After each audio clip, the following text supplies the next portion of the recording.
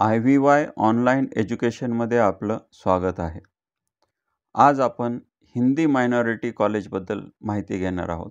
मागच्या व्हिडिओमध्ये म्हणजे पार्ट 1 मध्ये आपण रिलिजियस मायनॉरिटी कॉलेजबद्दल डिटेलमध्ये माहिती घेतलेली आहे. तो व्हिडिओ आपण बघितलेला नसेल तर त्याची लिंक डिस्क्रिप्शन बॉक्समध्ये दिलेली आहे.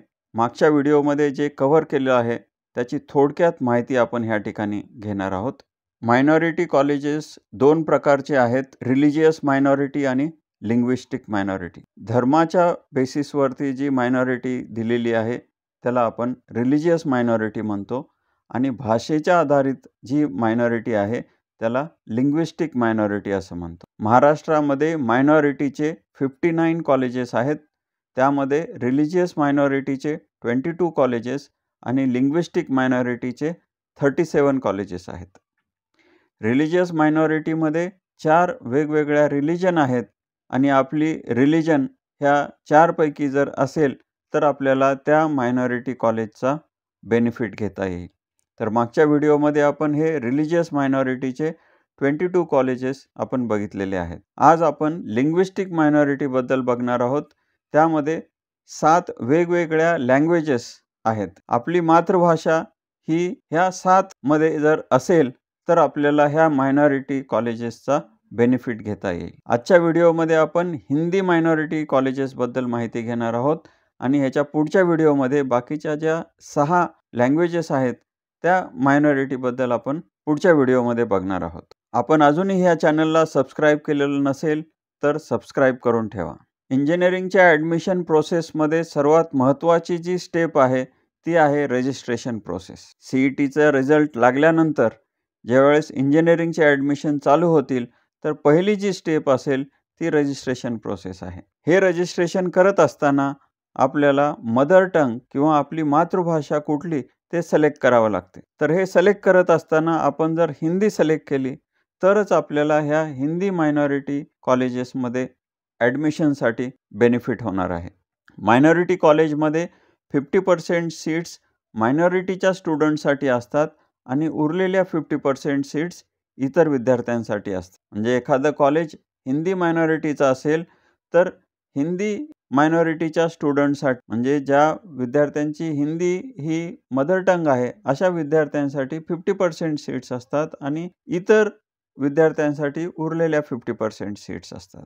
तर कॅपचे 3 राऊंड होतात. सुरुवातीला आपण मायनॉरिटी सीटबद्दल बघणार आहोत. तर राऊंड 1 मध्ये 50% सीट्स ह्या मायनॉरिटीच्या स्टुडंटसाठी रिझर्वड असतात. समजा हे कॉलेज हिंदी मायनॉरिटीचं आहे तर पहिल्या राऊंडमध्ये हिंदी मायनॉरिटीच्या स्टुडंटसाठी 50% सीट्स ह्या रिझर्वड असतात. मायनॉरिटीचे स्टुडंट कमी असल्यामुळं आपल्याला खूप कमी पर्सेंटाईलला देखील चांगलं कॉलेज किंवा चांगली ब्रँच ही मिळू शकते.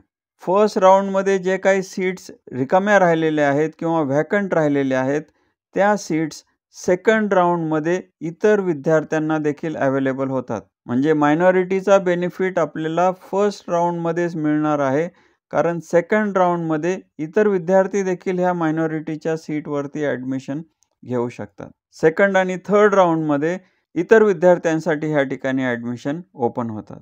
बऱ्याचशा मायनॉरिटी कॉलेजमध्ये सीट व्हॅकंट राहतात आणि त्यामुळं सेकंड राऊंडमध्ये किंवा थर्ड राऊंडमध्ये इतर विद्यार्थी ह्या मायनॉरिटीच्या सीटवरती ॲडमिशन घेतात. आपली लँग्वेज, आपली मातृभाषा मायनॉरिटीमध्ये जर येत असेल तर आपल्याला फर्स्ट राऊंडमध्ये ह्याचा बेनिफिट घ्यायचा आहे. तर दुसऱ्या ज्या सीट्स आहेत त्या जनरलच्या सीट्स आहेत. तर ह्या जनरलच्या 50% सीट्स आहेत आणि ह्यावरती कशाही पद्धतीचं रिझर्वेशन नाही. फक्त लेडीजसाठी ह्या ठिकाणी रिझर्वेशन आहे. बाकीचं कुठल्याही कास्ट कॅटेगरी कसलंही रिझर्वेशन नाही. ह्या सीट्स तिन्ही राऊंडमध्ये ह्या सीट्स ॲज पर मेरिट भरल्या जातात आणि हे ओपनचं मेरिट ह्या ठिकाणी कन्सिडर होतं. कॅटेगरीचे विद्यार्थी देखील ह्या ठिकाणी ॲडमिशन घेऊ शकतात, परंतु त्यांना ओपनच्या मेरिटनुसार कॉम्पिटिशन करावी लागेल. सीट मिळवण्यासाठी कॅटेगरीचा काही फायदा होणार नाही, परंतु सीट मिळाल्यानंतर आपली जी काही कॅटेगरी आहे त्यानुसार आपल्याला स्कॉलरशिप ह्या ठिकाणी मिळणार आहे. मग आपलं ॲडमिशन मायनॉरिटीमध्ये होऊ द्या अथवा इतर सीटवरती होऊ द्या, आपली जी काही कॅटेगरी आहे, ओपनमध्ये असाल तर EBC आहे किंवा एखादा स्टुडंट OBCमध्ये आहे तर त्याला त्याची जी स्कॉलरशिप आहे ती मिळणार आहे. आता आपण हिंदी मायनॉरिटीबद्दल माहिती घेणार आहोत. सुरुवातीला बघूया इलिजिबिलिटी कंडिशन काय आहे. तर हे जे काही मायनॉरिटी कॉलेजमधला जो काही बेनिफिट आहे तो महाराष्ट्राच्या विद्यार्थ्यांनाच मिळणार आहे. महाराष्ट्राच्या बाहेरील विद्यार्थ्यांना मिळणार नाही. तर त्यामुळं पहिली जी कंडिशन आहे ती महाराष्ट्र स्टेट कॅन्डिडेचर. मग ह्यामध्ये टाईप ए कॅन्डिडेचर पाहिजे. तर टाईप ए म्हणजे काय? ज्या विद्यार्थ्याचं 10वी आणि 12वी महाराष्ट्रामधूनच झालेली आहे तो विद्यार्थी टाईप ए कन्सिडर केला जाईल. तुम्ही महाराष्ट्राचे विद्यार्थी आहात परंतु तुमची 10वी किंवा 12वी जर महाराष्ट्राच्या बाहेर झालेली असेल तर तुम्ही टाईप ए मध्ये येणार नाहीत. त्यामुळं या मायनॉरिटीचा बेनिफिट अशाच विद्यार्थ्यांना मिळेल ज्यांची 10वी आणि 12वी महाराष्ट्रामधून झालेली आहे आणि ज्यांच्याकडे महाराष्ट्राचं डोमिसाईल सर्टिफिकेट आहे. तर हे इलिजिबिलिटी कंडिशन झाली. नुसतं तुम्ही इलिजिबल आहात म्हणून मायनॉरिटीचा बेनिफिट मिळणार नाही. तर त्यासाठी काय करावं लागेल? तर रजिस्ट्रेशन करत असताना आपली मदर टंग किंवा मातृभाषा सिलेक्ट करत असताना हिंदी सिलेक्ट करायचं आहे. तर आपल्याला ह्याचा बेनिफिट मिळेल. आणि डॉक्युमेंट्स काय लागतात? तर लिव्हिंग सर्टिफिकेट. आपल्या लिव्हिंग सर्टिफिकेटवरती आपली मातृभाषा हिंदी असं लिहिलेलं जर असेल तर हे लिव्हिंग सर्टिफिकेट डॉक्युमेंट सफिशियंट आहे. इतर कुठलंही डॉक्युमेंट आपल्याला लागणार नाही. परंतु बऱ्याचशा वेळेला लिव्हिंग सर्टिफिकेटवरती मातृभाषा दिलेली नसते. तर अशा केसमध्ये आपल्याला इतर डॉक्युमेंट तयार करावा लागेल आणि तो आहे प्रोफार्मा ओ. प्रोफार्मा ओ हा इंजिनिअरिंगच्या इन्फॉर्मेशन ब्राउचरमध्ये दिलेला आहे. तो प्रोफार्मा ओ भरून घ्यायचा आहे आणि त्याचं 100 रुपीजच्या स्टॅम्प पेपरवरती ॲफिडेविट करून घ्यायचं आहे. महाराष्ट्र गव्हर्नमेंट कुठलंही मायनॉरिटीचं सर्टिफिकेट देत नाही.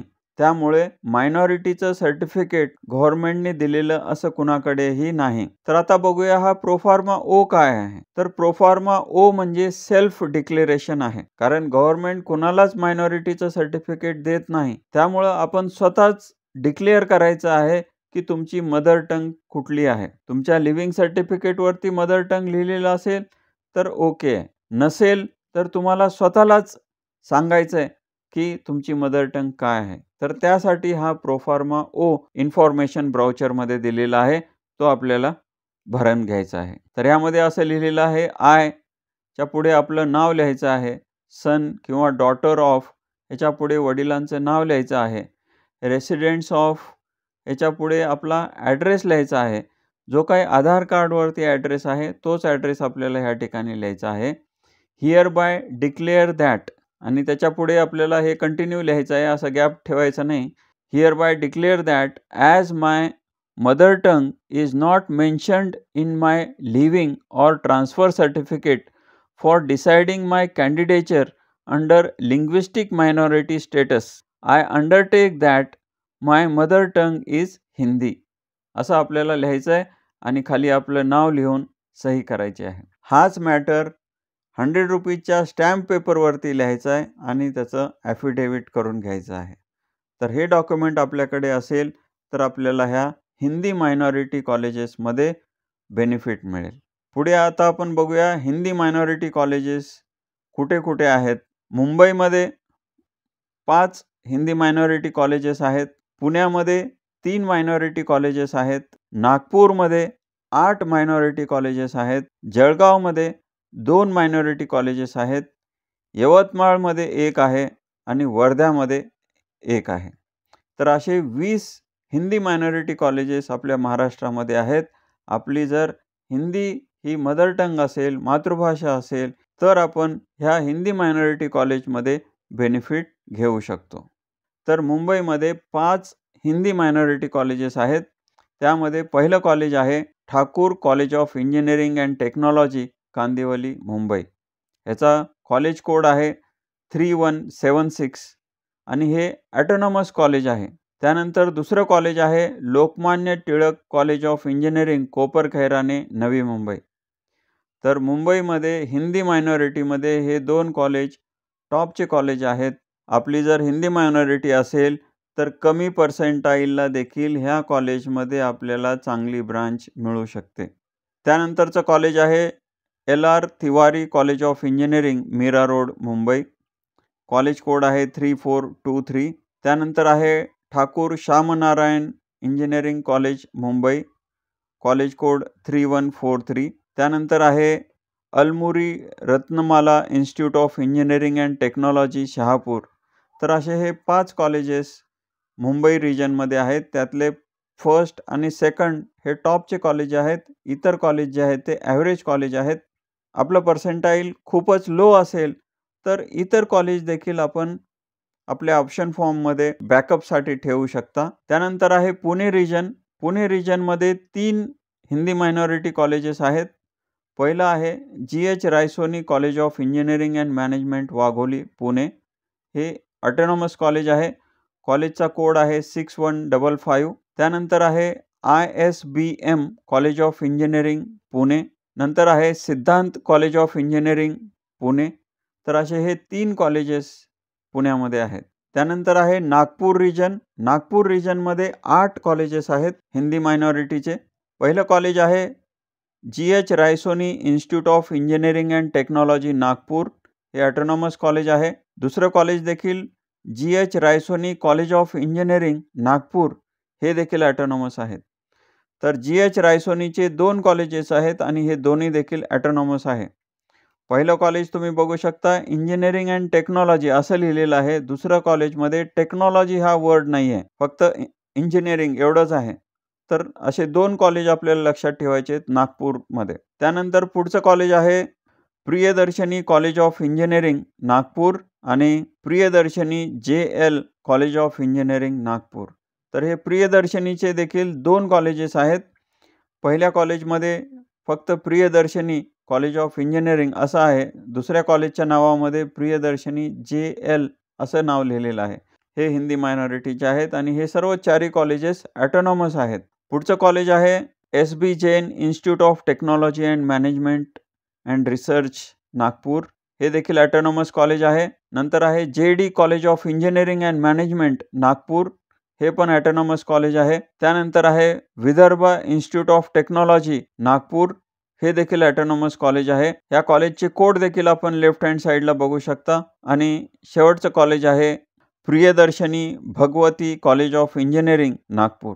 तर अशा पद्धतीनं नागपूरमध्ये 8 हिंदी मायनॉरिटी कॉलेजेस आहेत. आपली जर हिंदी भाषा मातृभाषा असेल अशा विद्यार्थ्यांसाठी 50% सीट्स फर्स्ट राऊंडमध्ये या हिंदी मायनॉरिटी स्टुडंटसाठी रिझर्वड असतात. तर आपल्याला ह्या ठिकाणी बेनिफिट घेता येईल. ज्या विद्यार्थ्यांचं खूप कमी पर्सेंटाईल आहे अशा विद्यार्थ्यांना देखील ह्या ठिकाणी ॲडमिशन मिळण्याचे चान्सेस जे आहेत ते जास्त आहेत. कारण मायनॉरिटीचे विद्यार्थी कमी असल्यामुळं मायनॉरिटीच्या सीट्स खूप व्हॅकंट राहतात. फर्स्ट राऊंडमध्ये आपण ट्राय करायचं आहे, कारण सेकंड आणि थर्ड राऊंडमध्ये हे मायनॉरिटीच्या जे काही व्हॅकंट सीट राहतील त्या इतर विद्यार्थ्यांना देखील दिल्या जातील. त्यामुळं आपल्याला फर्स्ट राऊंडमध्ये जास्त चान्सेस आहेत. तर त्यामुळं फर्स्ट राऊंडमध्ये कॉलेजचं ऑप्शन निवडताना किंवा लिस्ट बनवताना आपण काळजीपूर्वक बनवायचं आहे. त्यानंतर आहे जळगाव, यवतमाळ आणि वर्धा येथील हिंदी मायनॉरिटी कॉलेज आपण आता बघणार आहोत.